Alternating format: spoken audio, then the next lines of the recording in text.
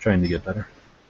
All right, so I guess we're live. So this will be the, I'm not sure actually, the 130-something episode of the I Hate Guns podcast. And tonight we have a little different format. We're going to do a one-on-one interview with Mike Detty, a friend of ours from here in Tucson, who's got a book, who's an author. Now you've been an author for 21 years for Harris Publications, but in 2013 you came out with the book Guns Across the Border. That's right, yeah. Yeah, Guns Across the Border is kind of details my 3-year experience with the Tucson ATF and gun smuggling, and specifically gun walking firearms across the border into Mexico, and actually putting guns in the hands of cartel members. You know, the original intent, or what I was told at the beginning of this journey, was that we were going to attempt to put a cartel out of business, and I was on board with that. I mean, you've never picked up a newspaper and seen that the United States government has put a cartel out of business. So I was very gung-ho and happy to help, despite the implications for me personally. So I guess we jumped into it. There are people that maybe listen and that don't know the story.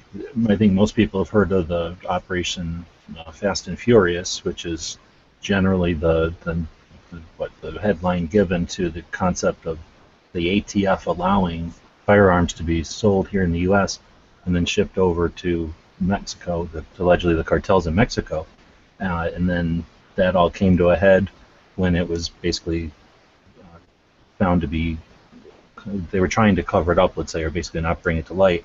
And that was through an article by Washington Post.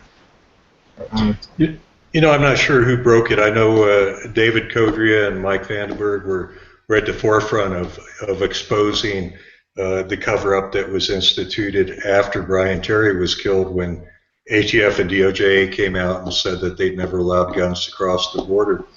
Now, people associate Fast and Furious with Brian Terry's death, and rightly so. I think there was something like 3,000 guns that were allowed to cross the border without interdiction, without any real problem, without any way of maintaining control of the guns by the United States government. I actually worked Operation Wide Receiver, which was the predecessor to Fast and Furious, but in a lot of ways it was one operation evolved into another.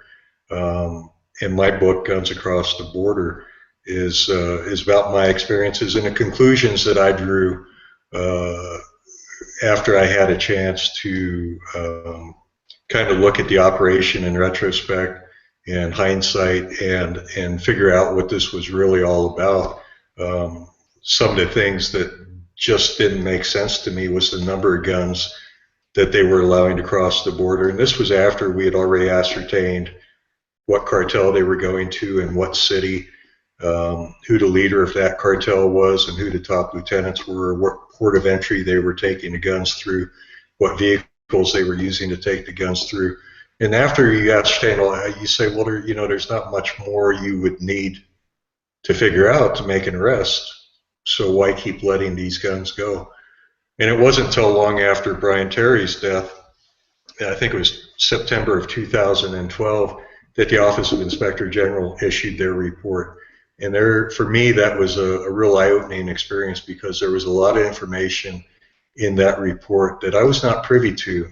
You just keep in mind, I was a confidential informant, and it's not up to the government to brief a confidential informant. I was debriefed all the time, but I was never giving briefings about their intelligence or what was going on. And that's kind of why I walked around blindly, not seeing the whole picture.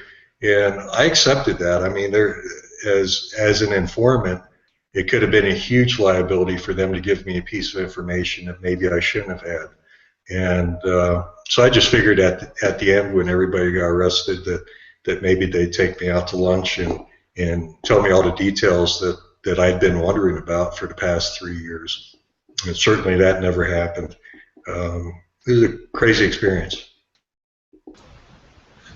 Well, and for people that may just have heard about this on the surface or from the national headlines, it's not like the ATF, at least I don't get the impression that the ATF decided one day, let's figure out how to get guns from the U.S. gun shows down to Mexico. It's you are an FFL, we should probably talk about that. You are an FFL, or were an FFL, selling guns like a lot of other people do at the gun shows in Tucson and in Arizona, and someone approached you, and that's what the book describes, how someone came to you, approached you with a suspicious purchase or the request for a suspicious purchase, then that made you decide, okay, I'm going to go talk to the ATF and bring it to their attention in case there's something we can be done here. It sort of evolved into you becoming a, like you say, a confidential informant for them, which is an interesting dynamic as you describe in the book. That's typically a criminal who's trying to get out of charges, where you're a perfectly law-abiding individual, a licensed dealer, coming to them to try to, you know, bring a situation to light that might be a problem. And then this whole thing happened, and then Fast and the Furious developed up in Phoenix, I guess after they got a taste of what you kind of developed with your case, Operation Wide Receiver down here, right? Yeah, and you know, the important thing to remember between Operation Wide Receiver and Fast and Furious, we had a change of administrations. So we went from the 600 and some guns that I sold to cartels to 3,000 plus once Mr. Obama, President Obama, took office. And another important clue here is just 2 or 3 weeks into his presidency, Eric Holder came out and said, you know, we don't need a lot of new gun laws. We just need to kind of fine-tune some of the ones we have. We'd like to reintroduce the assault weapons ban because too many Mexicans are being killed with American guns. And you talk about telegraphing a punch. I mean, that said it all. That was exactly their intent. Now, even though my case started during the Bush administration, the person in charge of that operation, Bill Newell, he was a special agent in charge up there in the Phoenix office. That office actually supervises all of Arizona and New Mexico. He was running that program, and it's my theory that he started this gun walking during the Bush administration to see how it would go, to be a test case, and then expanded it during the Obama administration. He had a friend that was working in the White House, Kevin Riley, who is actually with Homeland Security, I believe. And I theorized that what Mr. Obama is hiding behind executive privilege is actually communications that were sent from Bill Newell, the special agent in charge of the Phoenix office, to Kevin Riley, who then briefed Eric Holder and President Obama. I mean, why else would that president risk his presidency by trying to exclude that information using executive privilege? Not much else makes sense. I hear that. Okay, so sorry, we kind of went off from my original game plan here. I think the next question I have for you is, I know that I'm trying to think of this as people who might be listening to this who, because I called the podcast I Hate Guns, and I did that because I bought IHateGuns.com years ago. I'm a white guy, and I didn't want somebody else to own that name. And when I started doing these gun-related podcasts, I thought that might be a perfect place to put it. So ideally, every once in a while, somebody who does hate guns is going to come listen to this, and I'm thinking they might have heard of the Operation Fast and Furious because of the named after a movie that's popular, and that might be their only interest in this. So if someone's listening to this interview and still, you know, not totally sure what's going on, let me ask Mike, how do you, when I describe you as someone who's an FFL, a federally licensed firearms dealer, and you were selling firearms, and you were quite successful at selling firearms here in Arizona through gun shows, how does one, how can you tell us like the elevator version of how a person gets to be an FFL, like a gun dealer at a gun show? Because I know that the connotation is probably, well, who knows what people think when they hear that. Well, yeah, you have you know, two bad images there. One, you know, the evil gun dealer, and secondly, the bad gun shows where all these loophole sales go on. To become an FFL dealer, you have to fill out a form and have fingerprints taken. You have to be approved by the Bureau of Alcohol, Tobacco, Firearms, and Explosives, which I did. I'd had an FFL for years because I've always been a gun guy, and had to change a career right around the year 2000, and I started doing gun shows full time. People from Phoenix, people from Tucson will recognize me. At one time, I was the largest distributor for DPMS and Rock River rifles. We'd usually have 10 table spaces at least, and 5 or 6 people behind the tables helping. And if somebody needed a part for an AR, they needed a new AR, they needed a buttstock for an AR, you know, I was the guy they came to see. So in 2006, I had a customer that raised my suspicions, and based solely on the fact that he was buying multiples of a like item. In other words, he wasn't a collector buying one like this and one like that. He was buying 5 or 6 of the same item. And he came back to me the next day and asked me if I had more. And I told him, you know, later in the week I was expecting a shipment of 20 rifles. And he said, I'll take them all. And that raised my suspicion. He'd already filled out the background check form. So I had his name, his social security number, his address. Monday morning when I got home from the gun show in Phoenix, I called my contact in the Tucson ATF office, and I just told him I had a suspicious customer, you know, a young kid with a lot of money in his pocket buying multiples of like items. And I just figured at that point I'd done my duty as a good American, a good citizen, as a scrupulous firearms dealer. And I turned over that information and would let them take it from there.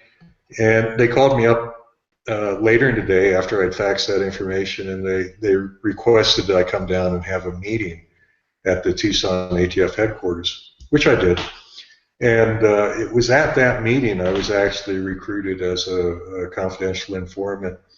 And what they wanted was me to continue meeting with these kids, and I say kids because they were like, you know, 22 years old or something, and to sell them those guns so they could see where the guns were going and you know, how they were distributing them and who they were going to.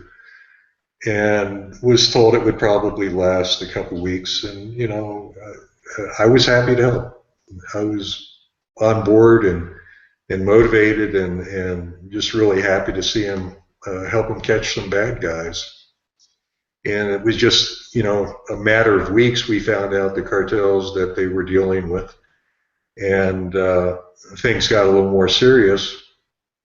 And then I was told it was going to be probably a couple months before they were going to make arrests because they were still trying to figure out where in Mexico the guns were going and so forth.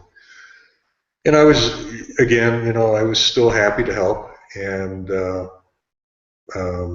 you know, what was supposed to be a couple months turned into a 3-year adventure.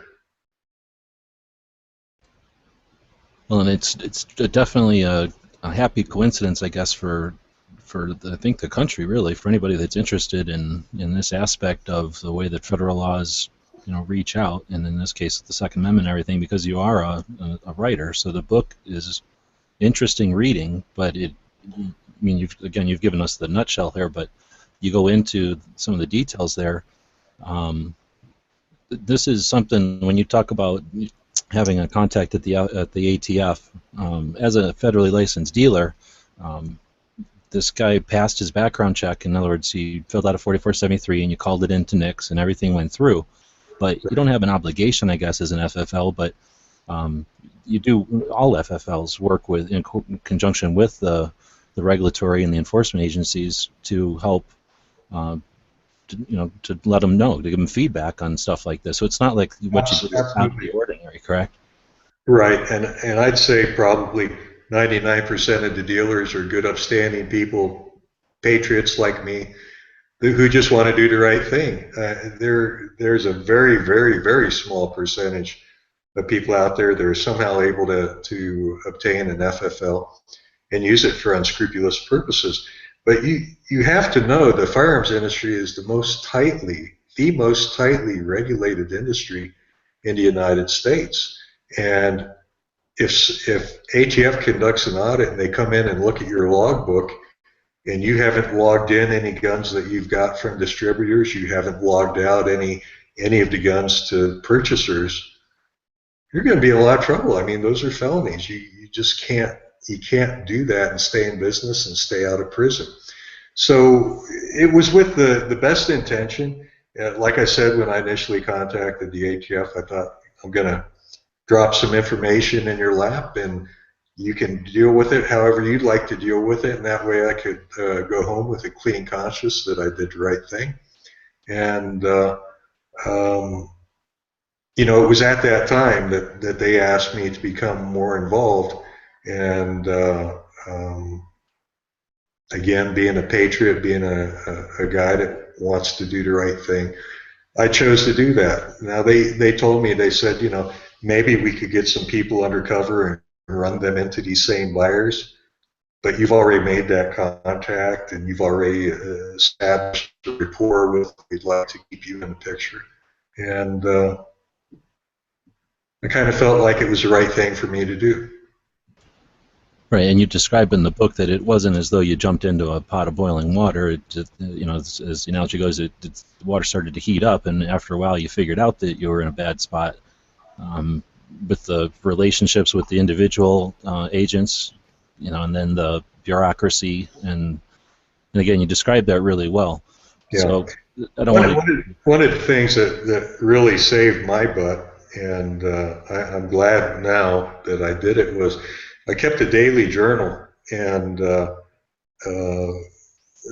journal had everything that went on during my day, but a lot of it was filled with this ATF nonsense and cartel stuff. And in the end, that's what really saved me, because I had so thoroughly documented this case that there wasn't any chance that ATF could charge me and get away with it like they did the Reese family over in Texas, who were doing basically the same thing. They were taking orders from ATF, but they didn't document the case. They didn't record the individual agents giving them orders. They didn't have audio files of them, you know, receiving instructions and so forth like I did.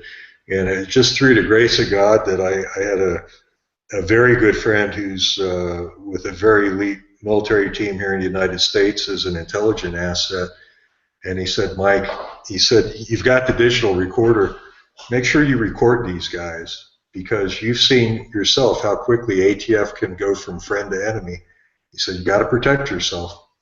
And it was good to hear that from an outside source, because I considered a lot of these ATF agents buddies. I mean, I thought they loved me. I thought we were personal friends. You know, I'd gone out to dinner with a couple of them, used to go out shooting with one or two of them. And, you know, when I'd go down to the office, we'd sit around and have some laughs and slap each other's backs and stuff. I just thought there was no way these guys would ever turn on me. And boy, was I wrong. And thank God. And when you read the book, you'll find out that one of the first things when they decided they wanted to discredit me, and the reason they wanted to discredit me right off the bat was because when they came out with their cover-up after Brian Terry was killed, you know, you only have a cover-up when you've been caught doing something wrong, which these people had. They said that they had never let any guns cross the border. Not only did Eric Holder say it, but specifically the special agent in charge of the Phoenix office also said that. So now you have Department of Justice and ATF all claiming that they'd never done this. Well, the mistake they made was counting on me to lie for them, and I wasn't going to have it. So just like taking this case to them was the right thing, letting the American public know that they were initiating a cover-up was also the right thing for me to do. So one of the first things they did was they got into my computer and they corrupted all the audio files that I had. I had audio files of me talking to the bad guys on the phone. I had audio files of me and the bad guys during the meetings. And when I got a little bit smarter, I started recording each of the phone calls and meetings I had with the ATF agents. And again, I didn't know that I would ever need to have that. but it made me sleep a little better at night knowing that if things went bad and if ATF turned on me, that I'd have some evidence that, you know, I was doing exactly what they told me to do. I never did. You know, I never had a meeting, I never had a sale that was not initiated and okayed by the special agent in charge of this investigation. It's not like I started selling these cartel guys, and a year later or 6 months later I said, hey, maybe I'll get in trouble for this. I better take this information to ATF. It was the very first suspicious buy I had, and every sale after that, ATF was completely aware of, okayed, and then sometimes ordered that I do. So, you know, I had them dead to rights every which way. I had them in writing, I had them in recordings, I even had some videos. And so when they were trying to tell the American people that they'd never been involved in this hogwash, I wasn't going to have it. And from reading the book, it seems as though it wasn't necessarily that the individual agents all turned on you. It's not the bureaucracy of just working with an individual or with a group of individuals, and then the bureaucracy just shuffles everybody to different locations. You then have to, you know, how do you explain your role as the, you know, as a above the board confidential informant when they're so used to dealing with them as criminals and stuff? I'm not trying to right. No, you're pass on their stuff, but you know, it was more than just the policy at the time. It was the just whenever you work with bureaucracy, right? The big gears. Well, you're exactly right. And one thing you mentioned is a confidential informant. Normally, typically, probably 95% of the time, a confidential informant is somebody that has charges or a prison sentence looming. And that gives whatever agency, if it's DEA or ATF or the FBI, that gives them leverage to make a person do something they wouldn't normally do, to make them take risks that they wouldn't normally do, to make them turn on friends that maybe they'd spend a lifetime with a particular friend, but they would turn them against them, you know, in order to get a piece of information so they could make a case against someone. I was just the opposite, you know. I was just a good guy trying to do the right thing. So when they started leaning on me and telling me I better be quiet, I sat down and I looked at it and I thought, you know, you guys got no leverage on me. You can't put me in prison because I haven't done anything wrong. In fact, the only crimes I ever broke were the ones you ordered me to break. What are you going to do to me? You going to shoot me? Well, they had, and by that time they'd already exposed me. During the course of the 3 years, I sold 5 different cartels. 3 major cases I brought to ATF, and the investigations lasted anywhere from 6 years to a year and a half. 3 of those I brought them. Each and every one of those investigations, I was exposed as the informant. There's only one reason you expose an informant, and that's to make them quiet. And you know, just by the grace of God, I'm still here. And thanks to people like you, I'm able to tell my story and let the public know that, you know, we live in the greatest country in the world, but our government sucks. It's something we should fear. It's something we should be careful of. And don't be an enthusiastic patriot like I was and jump in somewhere where you can't see the bottom.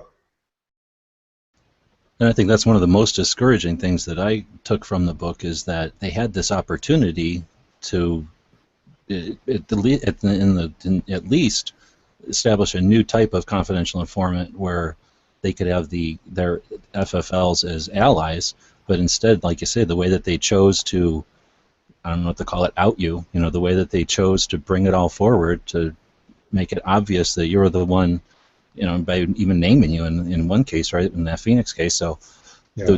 the way that they had an opportunity to do something, they decided not to. I mean, it was with intent that they decided not to. It speaks volumes for their overall intent. No. If it was up to, dealt with this.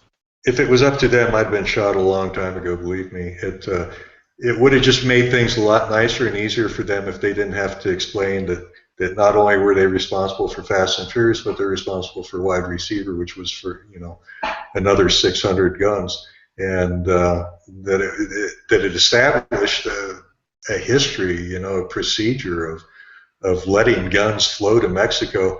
And now you say, you know, why would they let guns go to Mexico? What I was told was it was to take out a cartel. And I always wondered, you know, how do you take out a cartel in a different country? I don't think that our government agencies can seize bank accounts in Mexico.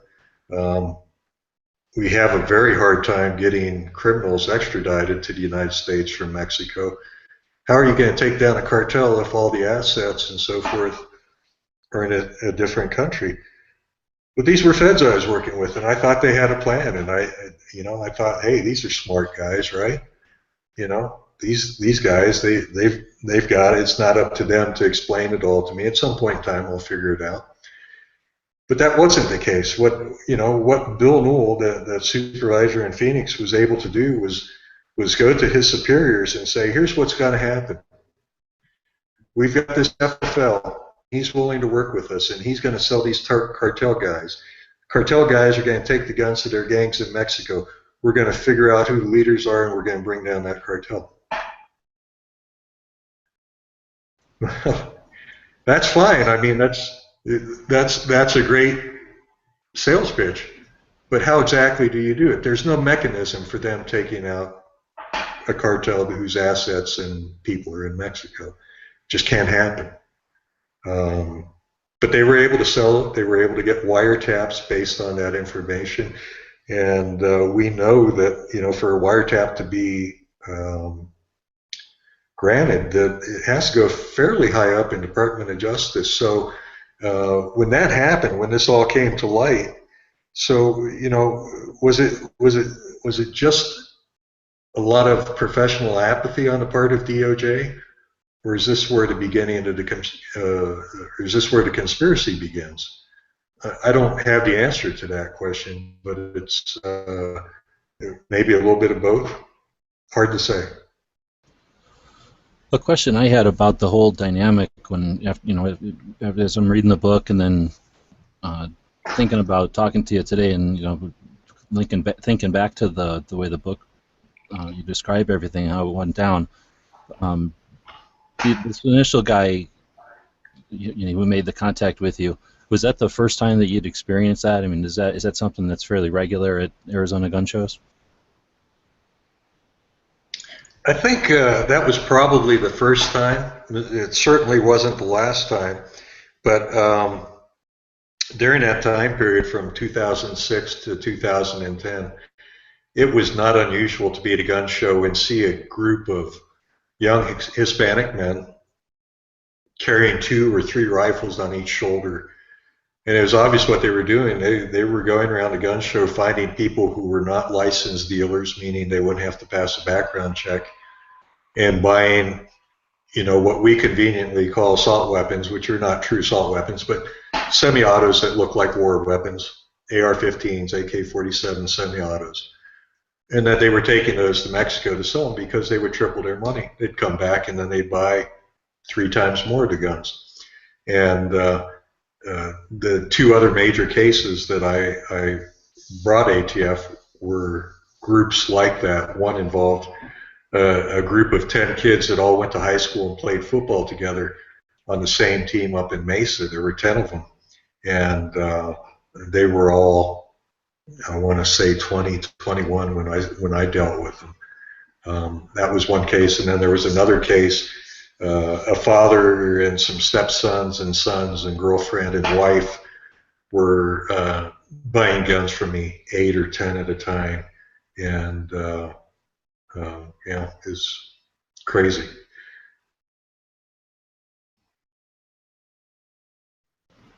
I guess the reason I'm asking, leading up to, is I guess the impression is supposed to be that the cartels in Mexico, which are fairly large and they're established and they're doing things like bringing the drugs from Central and South America up through Mexico, and I guess bringing them across the border and then distributing them up here.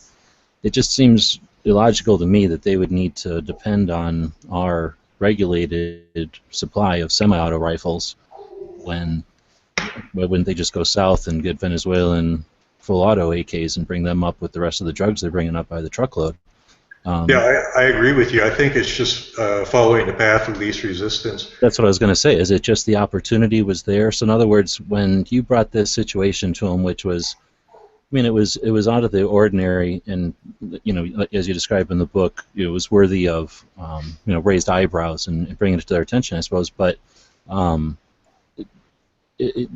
then they basically ordered you or suggested to you, okay, next if they ever come back, sell again. So again, like you say, it's the path of least resistance. In other words, were these guys really in business up here buying, like you said, at over 2-year span, 600 guns, or was it just that since there was 600 guns to buy, they've got so much spare cash that they just did because it was available and it was we were facilitating it in a way.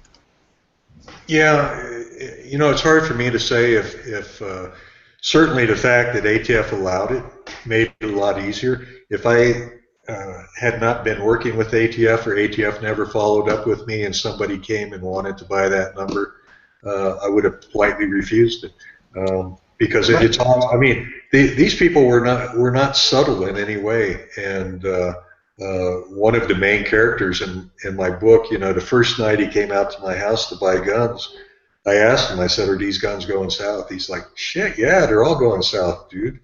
And I mean, he wasn't trying to hide it in the least, and he just filled out the 4473 to buy those guns. So I think it's the fact that the guns were readily available. I mean, all they really needed was a straw buyer, somebody who could pass the background check, and then they had the guns.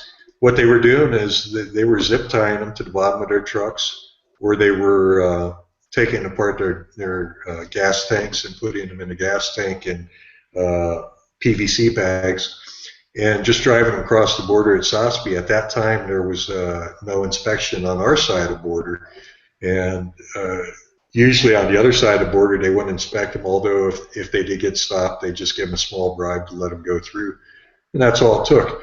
Now, it's just a matter of finance. I mean, when they were tripling their money on every load that they took down there, these kids were making a lot of money quickly, and they were all entrepreneurs, so if their first load was 10 guns, the next load they took down there was 20 guns, and the next load after that was 30 guns, because they were trying to bankroll their investment, and they're doing it very nicely. And ATF let a lot of these go on for a long time. I mean, the one of the guys that I was involved with, he was buying big screen TVs, flat screen TVs for every room in his house and pimping out his truck, and he just had pockets full of money. And getting back to the original thing, I mean, these guys, if they can bring cocaine up from Colombia, they certainly can buy AK-47s from FARC down there, and it's just easier. It was just easier to get these semi-auto AKs up here and take them down, and if they bought them on a Friday, they'd have them Saturday morning. Exactly, and I guess that's what I'm really leading to. So again, I want to bring up again that you're a federally licensed dealer, which means that you had to fill out all the forms, and even at a gun show, it's as though you're at your place. It is your place of business, literally. Right. So without the ATF giving that nod that it's okay to do this suspicious sale and to do multiple sales because they had some ulterior motive, I guess what I'm questioning is their ulterior motive, because if let's say that you weren't there, your relationship with the ATF wasn't there, it would not. It just doesn't seem possible to me that these guys would have been able to come up and found either one of two things: enough private sales, enough guns to get 600 guns in 2 years through just private sales without raising any eyebrows, or in other words, you would get the straw purchase dealers, the people that buy 10 guns and then sell them as and that's what the ATF is there to regulate. So the people, without that happening, without the illegal gun sales happening, then I just don't see them. There's no way they could get to an FFL, and like you say, even with people to do straw purchases to purchase that number of firearms, to really supply the cartels. So I suspect again that what if there was a motive to this, or if it was planned at all, once they saw the writing on the wall, maybe they allowed it to happen because, I think you've alluded to this in the book too, they wanted to set something up, a situation up, that then they could say, see, we don't have enough enforcement. And that's where I'm trying to get at, is that... Yeah. I mean, in a nutshell, by the whole laxing purpose... enforcement.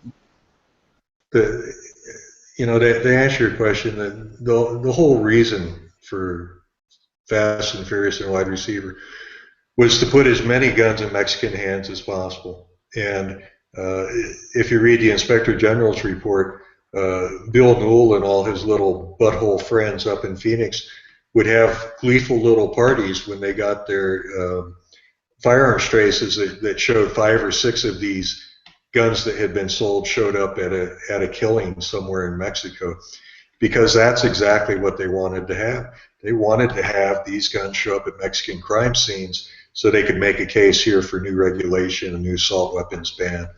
Dennis Burke, who was the U.S. attorney, and by the way, he's the only one that resigned in this whole fiasco. Everyone else is still employed by ATF or DOJ. Dennis Burke actually resigned.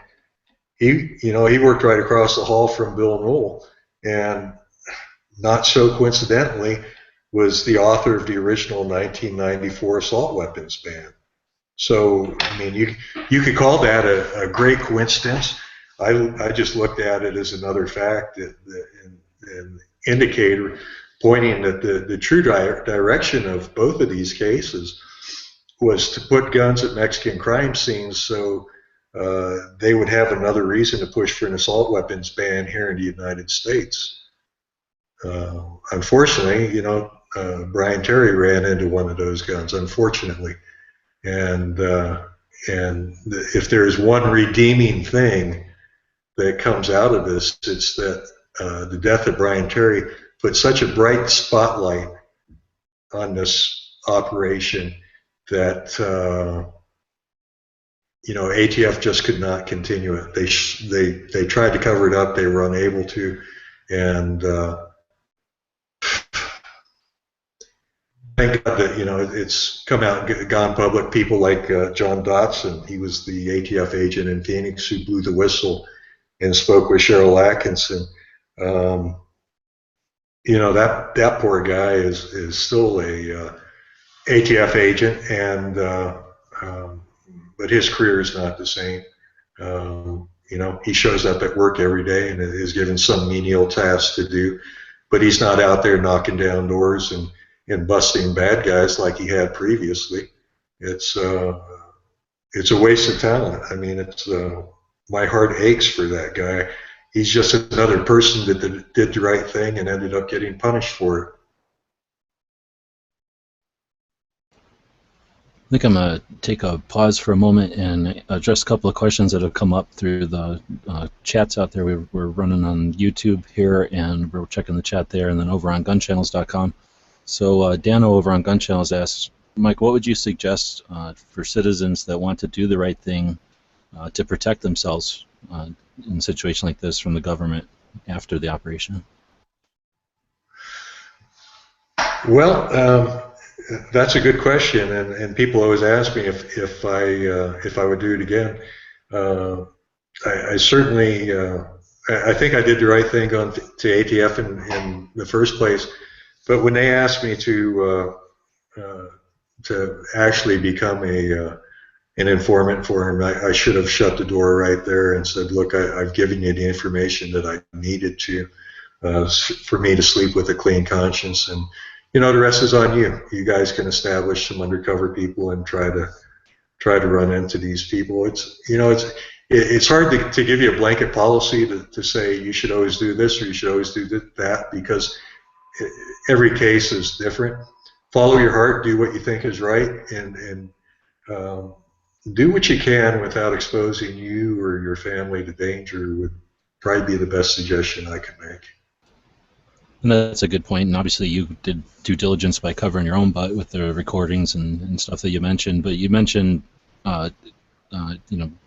what you're able to do. And at the time, just so people don't think you were too reckless here, you were single.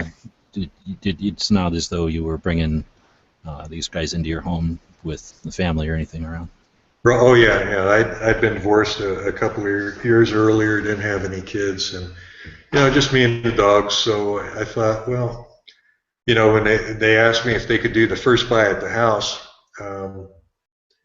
like yeah, because I really thought these people were going to be busted in the next week. And the way this evolved was, we kept getting bigger and bigger buys, and it wasn't shut down when we originally anticipated it was going to be shut down. And you'll have to read the book, but somewhere along the line, there was a new player added to the game that boosted sales significantly. And then after he was involved, there was another buyer for a different cartel who really increased sales. And it was stuff that was really unforeseen. We couldn't have predicted it. It's just the way it worked out. And yeah, if somebody asks you to do an undercover deal from your house, politely tell them no, and then talk to your lawyer. That would be probably pretty good advice, I would say. I still live in the same house. The promises I had for relocation and witness protection program and stuff, none of that ever evolved. I never got the rewards that I was promised me. So I'm still here in the same house that I sold, 5 different cartels guns from. And I let both the dogs sleep on the bed with me and try to keep one eye open. Now you do address that a bit in the book as well, but I guess can you put a percentage? I mean, I guess you're fairly, I guess not confident, but you're having to keep peace of mind that they're not going to come across the border to come after you or seek retribution. I don't think it's because they're not offended, but I mean, we talked about how they did all this whole operation to track these guns allegedly and to slow down this alleged pipeline of firearms from the U.S. to Mexico. But what kind of sentences did these people get? I mean, there were convictions, there were resolutions to these multiple cases that you helped bring about, but what were the sentences? Those 3 cases that I mentioned, they resulted in about 30 arrests. And people always ask, like, well, hey, when things went so bad after the first one, why did you still keep working with them? And it's just the way things happened was when Operation Wide Receiver finished, there weren't any arrests being made. And then it was almost 14 months later that they made arrests. And that came almost at the same time that we were wrapping up the investigation on those 10 high school football players from Mesa. So everything came to a head at once. There wasn't time to really get out and reflect on how badly I'd been treated or what I'd been subjected to. It just kind of all happened probably within the same 3 months. Okay, remind me where I was going, Pete. I forgot. But these people, the longest sentence was like 3 years, right? Yeah, 36 months was the biggest sentence handed out, and by this time Brian Terry had already been killed, and Department of Justice wanted to keep gun walking out of the headlines, and with these cases coming to trial, they didn't want to go to trial because the trials would just generated so much negative publicity, and it would also made a lot more facts public if it had gone to trial. So they gave these kids sweetheart deals of like 36 months, and what they were charged with was not with gun trafficking or exporting weapons of war or anything like that. They were charged with lying on their Form 4473. That's the form you fill out for a background check when you buy a gun. It's a government form. If you lie on that, you're actually committing perjury. So that's what they were charged with. Nobody was charged with the illegal exportation of firearms or anything close to that. And based on what they could have been charged with and what they could have looked at in terms of sentences, everyone, all 30 of those people jumped at that deal to take 36 months. So those kids are all out of prison now, and nobody got deported. Nobody went back to Mexico. These people are all here still in the United States, probably all still in Arizona. I know of one of the people that I was involved with. He was actually assassinated in Hermosillo, 2009, I think, and God bless him. I mean, he saved me a bullet. I would have liked to shoot that little jerk myself, but somebody else took care of that problem for me. And there was another guy killed in California. So, and I'm not saying it had anything to do with me. It's just the people that they were involved with in their chosen industry are probably not the friendliest of people. Yeah, pretty dangerous profession.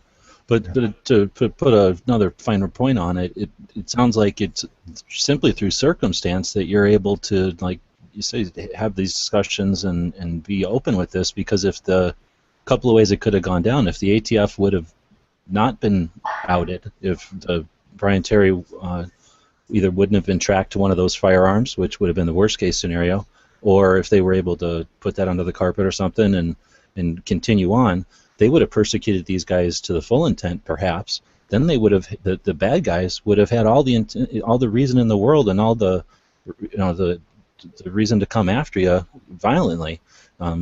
Luckily, and I don't even want to say luckily because it's a horrible set of circumstances, but because it came out, and like you say, they're trying to politically put it under the rug or put it behind them, they gave these guys lax sentences, so they have no, basically if they were to come at you violently, they're looking at worse sentences than what they actually got for the crimes that they were charged with. So really, the whole idea of this was to stop the violent the firearms that are going down to support the violent crime or whatever. And what they did is they slapped a bunch of people on the wrist, didn't even export them or anything like you're saying, or deport them. And then, unless I'm wrong, they were fined with things that would allow them to still purchase firearms if they wanted to, perhaps. And the worst part is that they charged them for something like lying on a 4473. They're going to use that against gun owners in the future. They're going to say, look, here's 3 more instances or 30 more instances of somebody lying on a 4473. They're going to use that against law-abiding citizens in the future. Well, let me put it to you this way. If somehow you get in the crosshairs of ATF, if you get in the crosshairs of ATF, chances of you coming out without a scratch of some kind are going to be pretty small. They're going to nail you for something, whether it's you were you lied on your form, or maybe you got in a fight with your wife or girlfriend one night and the cops were called, and even though the charges were dropped, there was still a domestic violence charge, and they're going to find a way to come after you. And we've seen it again and again. And it's like when I became their target, they came out here to do an audit, being an FFL holder, and I used my home address as my business location. I have to let them in to do that audit, otherwise I'll lose my license. Well, these buttholes came out and they did an inspection and said that I lost 400 serial numbers. Next thing I know, I get a summons to a warning meeting down at the federal building saying that this is the first step towards the revocation of your license. I'm like, what are you talking about? And they said, you've got 400 serial numbers missing. You're probably going to face criminal charges. And I was able to prove that every one of those 400 serial numbers was in fact here at the house. They had purposely been discounted by ATF auditors to make it look as though I had lost guns or sold them off the books or something like that. It's just sneaky backdoor kind of BS that these people are expert at. Unfortunately, they had a guy that would stand up to them and back them in a corner. And you ask about advice. When things get really bad for you, the last thing you can do is cave to these people. You stand up and back them up a little bit, and things will get a lot better for you. That's been my experience. It wasn't until I started pushing back that these people started leaving me alone.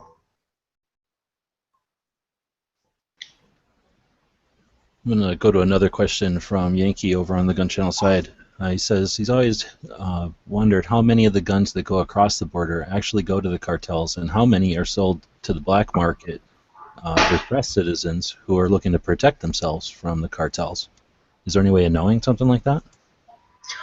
No, I would imagine that probably 100% of these guns that were bought by cartel people went to the cartels is because they weren't buying them to resell them as a distributor. They were buying them to supply their own organizations.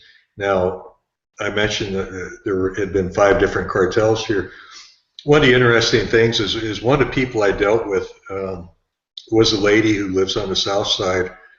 Her husband was doing time in, I think it was Leavenworth on a federal drug charge. Anyway, she was alone with a couple kids, and she would host these barbecues, and she'd have all sorts of friends from Mexico come up, and they were all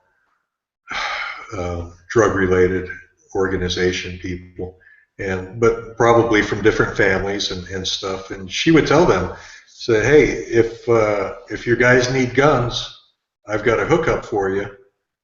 Here's the thing. You're going to pay me $100 finder fee for every gun you buy. So the complexion of this investigation was always changing because it seemed like every other night, in addition to the main buyer, I had a new buyer that we knew nothing about. So it would be up to me to ask the right questions and see, you know, what city this guy's from and what family he's working with and who the boss of that organization was and so forth. And a lot of those smaller cases, they actually just shut them down and turned them off just because they didn't have the manpower to follow up on them. And some of them could have actually been better than the one main case we stayed with.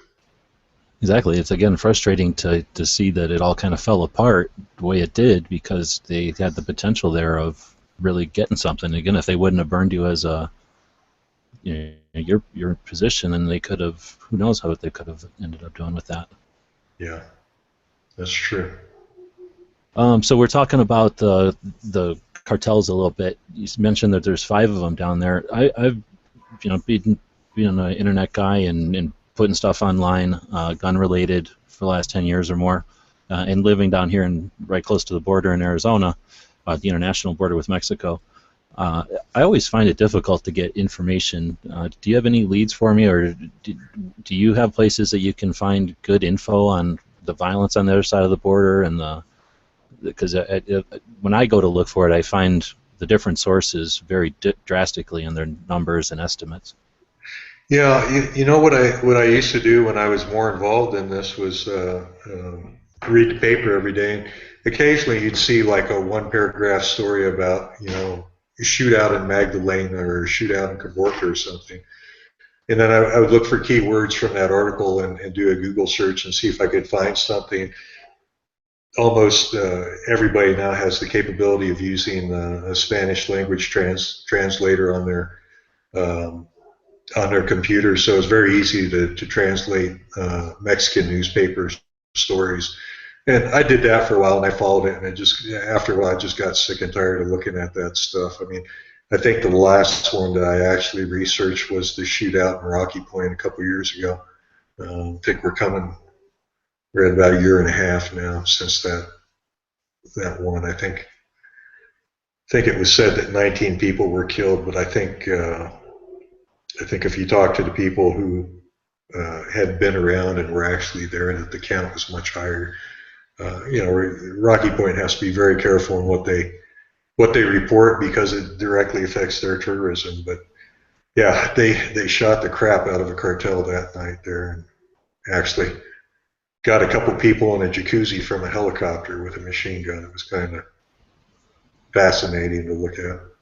So I appreciate that. So I'm going to have to do more with the translation stuff because, like you say, there's just so much agendas. You know, you got the different political agendas up here in the U.S., but then even there, like you say, they're not going to. And it's hard to the Mexicans underreport, and the reason for that is cartels kill Mexican reporters. If they print something that they find unfavorable to their cartel, you know, that reporter may not show up for work the next day. So what you read, you'll find some information, but you're going to find it's terribly underreported. Now, some of the questions I had brought up to ask you. I know we're hitting about an hour, so I don't know how much we're gonna. Maybe I could ask you to come back and talk with us again, maybe more specifically about the role of an FFL. I know that you don't currently have the FFL. You quit selling guns. Actually, I do, but I keep it more for my gun writing endeavors now. If people don't know, for the last 21, 22 years, I've written for gun magazines, and if you know, you might actually, if you ever read magazines like Combat Handguns or Special Weapons and Tactics, or you know, there's just a host of gun-related titles. Um, That's why I need an FFL so I can accept and ship back firearms for testing and evaluation. But I'm currently out of the gun show business. I had my fill with that, and after the Sandy Hook tragedy, I sold all my inventory and put that money in the bank for my retirement. Well, here, and you alluded to it earlier, but we've been talking about the guns that the ATF asked you to allow go through, but one of the reasons you were in a position to be able to do that is because you're a fairly established dealer. In fact, I know that you help supply some of the other stores around Arizona. So, like I said, I think it'd be fascinating to have you back sometime just to talk about the ins and outs of life as an FFL here in Arizona. There's some things like the multiple purchase things that we have to deal with as border states that people might not be aware of, and again, you've got an interesting insight to that you've both been a large FFL or a large dealer of firearms, but also dealt with the gun shows and stuff. Right, right. Well, I'd be happy to come back, and I appreciate you having me on tonight.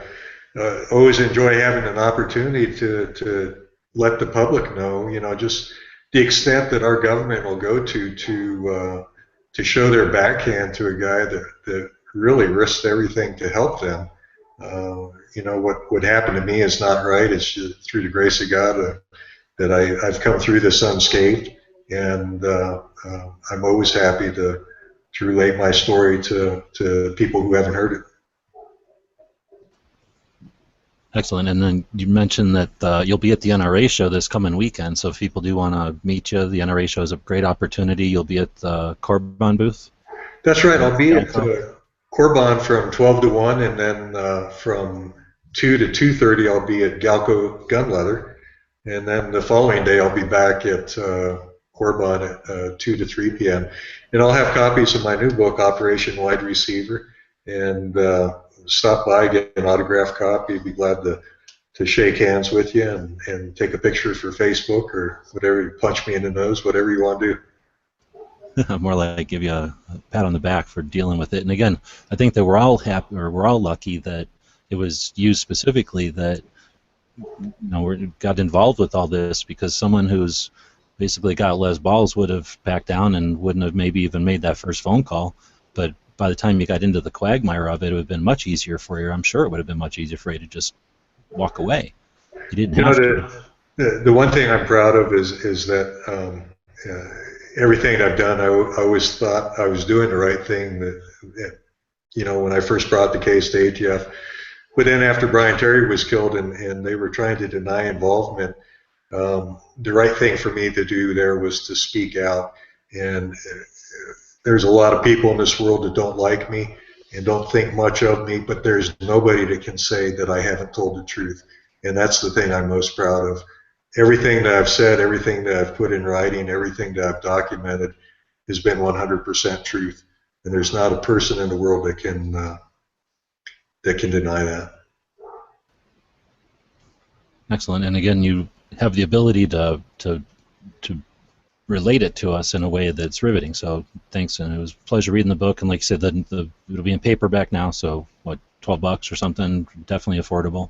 Right. Definitely worth reading. I mean, I knew Mike, so I was going to read it anyway, but it was a pleasure to read. It was definitely riveting. You didn't want to put it down, and it took a couple of sessions of reading it. I couldn't read it all in one session, but it's definitely something I wanted to get back to. Well, you know, the one thing I hear from a lot of people is that, you know, when they read it, it sounds like a bad movie script. And the thing that makes it so incredible is it is the absolute truth, as crazy as all these different things going on in the book that I describe. As crazy as that seems, it's 100% the truth, and that's what makes it even crazier. So if you want to read a bad movie, get a copy of my book, and just remember it's the truth. It could happen to anybody that's, let's say, overly enthusiastic as a patriot. So that begs the question, who are you going to get to play in the movie? What actor is going to play in the movie? I'm thinking probably Bobcat Goldthwait. I was thinking Tom Selleck. He's a I love, a great guy. I actually got to meet him up at Gunsight one time. So that would, yeah, that's probably the best compliment you could pay me. Right on. Well, again, I do appreciate you taking the time to meet with us. I kind of got you last minute, but I noticed that you did that hangout with Hank Strange the other day. So kudos to Hank for teaching you how to do all the horrible Google Plus garbage to get in here. Right. And thanks, Mike, for your time. And like I say, I'd like to get you back to talk about the FFL, or the facets of being an FFL, and then perhaps once you've got more time after the NRA show travel and whatever you got coming up, maybe we can talk more about the specific guns the cartel's got, because I'm all about guns and whatnot. And well, let me ask one question before we wrap it up too far. I noticed that the cover on both books is that Draco with the muzzle brake on it. So my question is, what is there a story behind that? Is that specifically that Draco for a reason? That's one that I kept for myself, but I sold quite a few of those to the cartel guys, and it's funny how much that little muzzle device made. They didn't want to buy them unless they had those on them, and I had a source. I think I got them from Joe Ken for $15 or something. But once I screwed those on, they'd buy the crap load out of those things. And when I say that, I mean sometimes 20 or 30 at a time.